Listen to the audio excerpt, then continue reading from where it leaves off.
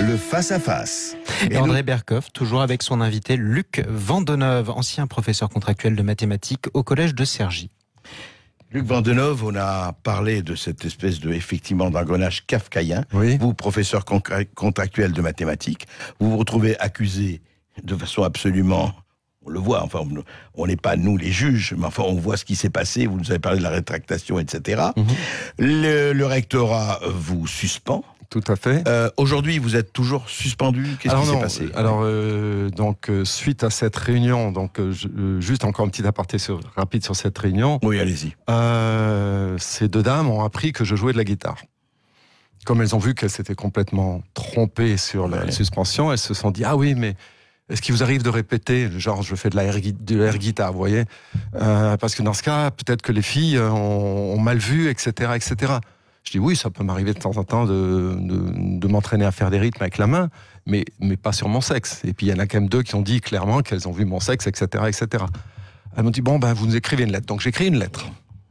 Oui. Et un mois après, je suis réintégré et je retourne voir Charib Dessila. Et là, je pensais qu'il y aurait un minimum d'excuses, mais j'étais traité encore comme le pire des chiens.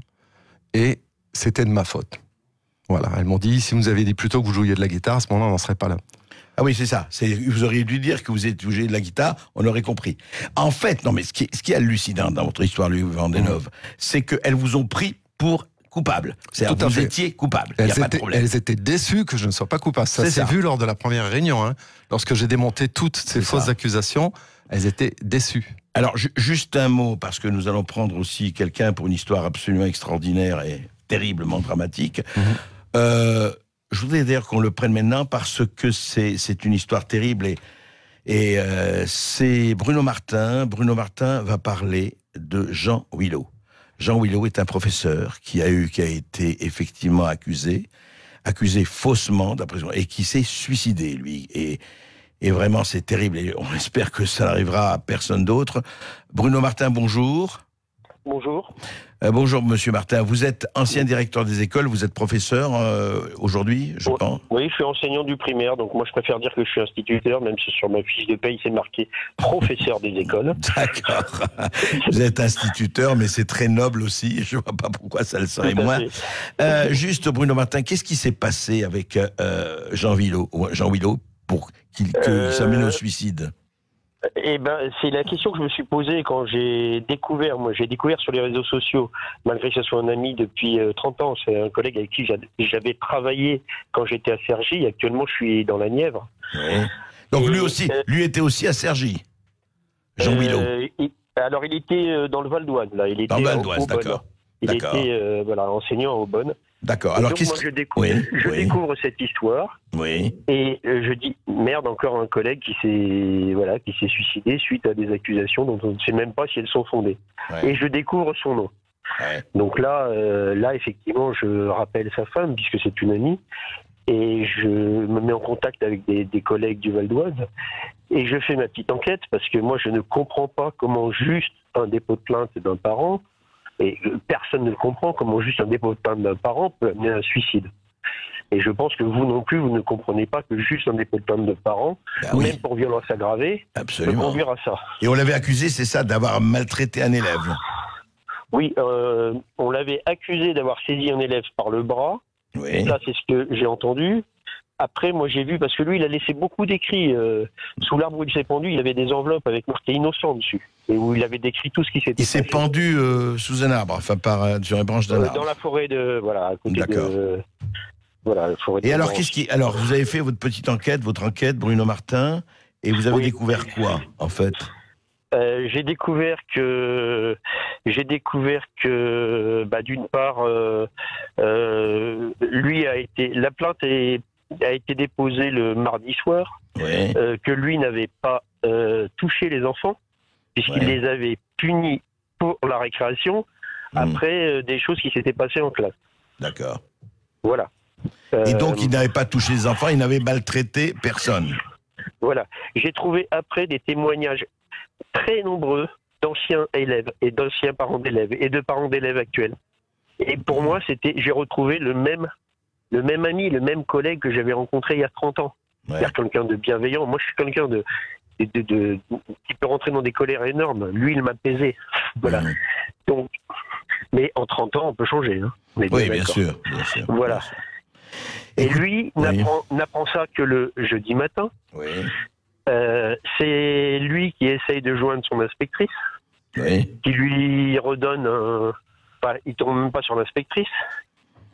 Il arrive le jeudi matin, c'est sa directrice qui lui a averti qu'il y a une plainte contre lui de la part d'une famille. Oui. Je peux vous dire que nous, en tant qu'enseignants, quand on entend ça, c'est le ciel qui nous tombe sur la tête parce qu'on ne sait pas ce qu'il y a dans la plainte. Et on s'imagine du pire parce que c'est très facile. Dire d'un enseignant qu'il est pédophile, par exemple, c'est extrêmement facile. Oui. On lance la rumeur et il se passe ce qui se passe. Voilà, absolument. Et sans laver, c'est très difficile. Et c'est peut-être ce qui lui est arrivé dans sa tête parce que 2 mois plus tôt, c'est arrivé à un collègue de la même commune à Aubonne, qui a été suspendu 2 mois. Et qui a été rétabli dans ses droits 15 jours après le suicide de Jean. Parce que la plainte a été classée sans suite, oui. Voilà. Sans suite. Mais pour moi, le problème, c'est pas tant la plainte des parents, parce que ça, c'est des choses qui Pour vous, le problème, c'est quoi? C'est l'abandon par la hiérarchie? C'est ça? C'est plus que l'abandon par la hiérarchie. C'est une très mauvaise gestion dès le départ. Je vais peut-être aller plus loin encore. Hein. C'est peut-être même des règlements de compte, parce que c'était un enseignant qui était jaloux de sa liberté pédagogique, qui était très cohérent dans sa pédagogie, mais qui n'entrait pas forcément dans les moules de la doxa professorale. Voilà. D'accord. Et donc, je pense qu'il y a eu un début de... Voilà, on a dû profiter du fait qu'il a été un peu emmerdé par cette plainte, en se disant ça lui fera les pieds. Oui, je comprends. Donc on a laissé faire. On lui a réglé... Essayer de le protéger. Ouais. Et c'est fou. Je pense que personne n'a eu l'idée, il aille se pendre. Ça, c'est très clair. Ouais, Par contre, ce qui s'est passé après, c'est vraiment à cause de ce manque de soutien. Parce que lui, il savait, ça fait 30 ans qu'il est dans la boîte. Quand vous dites c'est incroyable à M. Van de Hove, oui, c'est incroyable qu'on est en dehors de l'éducation nationale. Moi, ça fait 30 ans que j'y suis. Des faits comme ça, j'en vois. Vraiment, oui, c'est ça qui est terrifiant. Nous, évidemment, on est en dehors. Et quand on voit ça... quand j'en parle à des proches, ils ne me croient pas. Je comprends. Me dit, mais c'est du Kafka. J'ai dit, oui, c'est du Kafka. C'est exactement ça.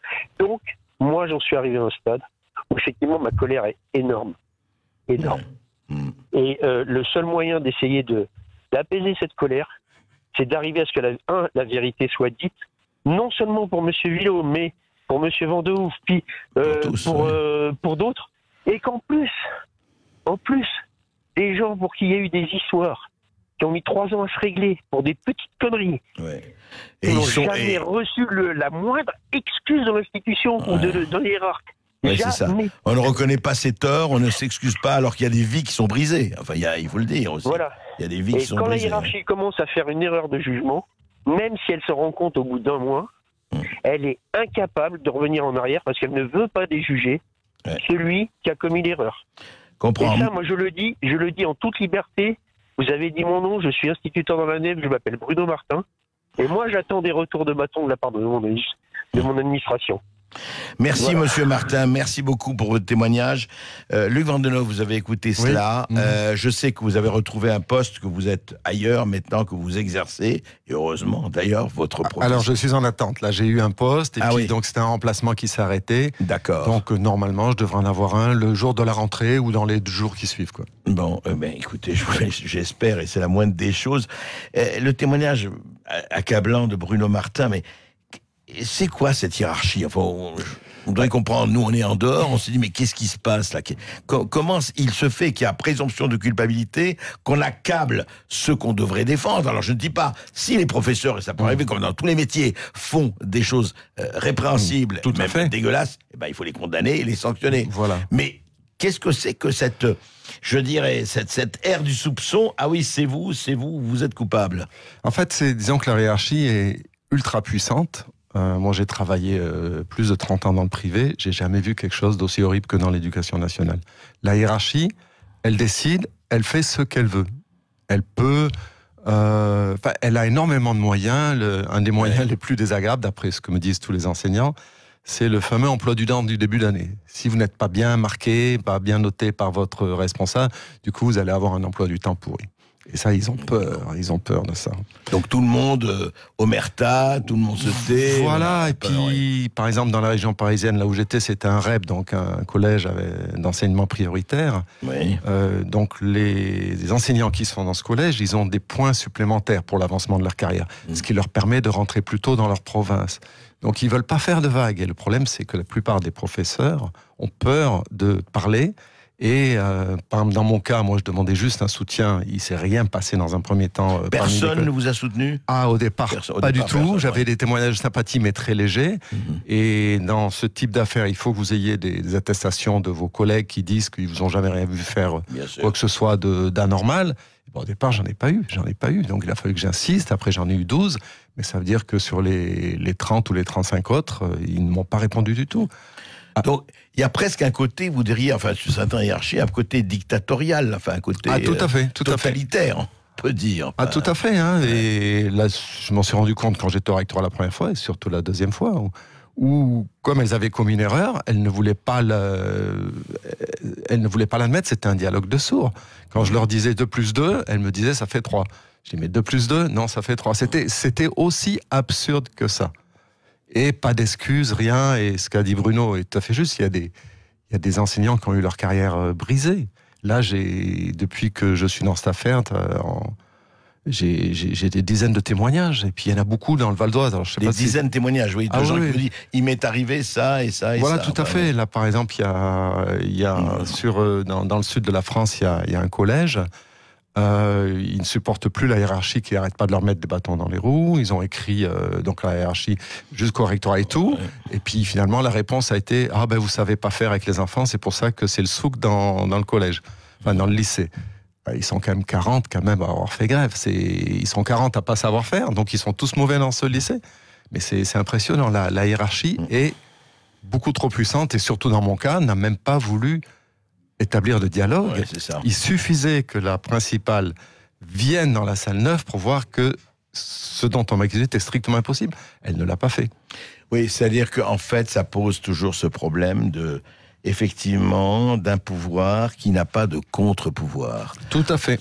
Dans la justice, comme dans l'enseignement, comme ailleurs, tout pouvoir, évidemment, est absolu et corrompt absolument. Je parle corrompt même mentalement. Tout à fait. S'il n'y a pas de... Et vraiment, l'exemple de Luc Vandenove et hélas, le drame de Jean Willow et puis beaucoup d'autres montrent qu'on doit être très, très vigilant là-dessus. Et c'est pour ça qu'on vous remercie d'avoir témoigné. En tout cas, merci à vous, Luc Vandenove. Et bon courage. Merci à vous également, André Berkoff. Vous tous qui nous avez écouté, réécouter cette émission en podcast sur sudradio.fr, ainsi que ces 2 témoignages exceptionnels. Vous pouvez également revoir la vidéo de l'émission sur la page Facebook de Sud Radio. Quant à nous, nous poursuivons notre journée à l'écoute de Sud Radio et on retrouve dans quelques instants Jacques Pessis avec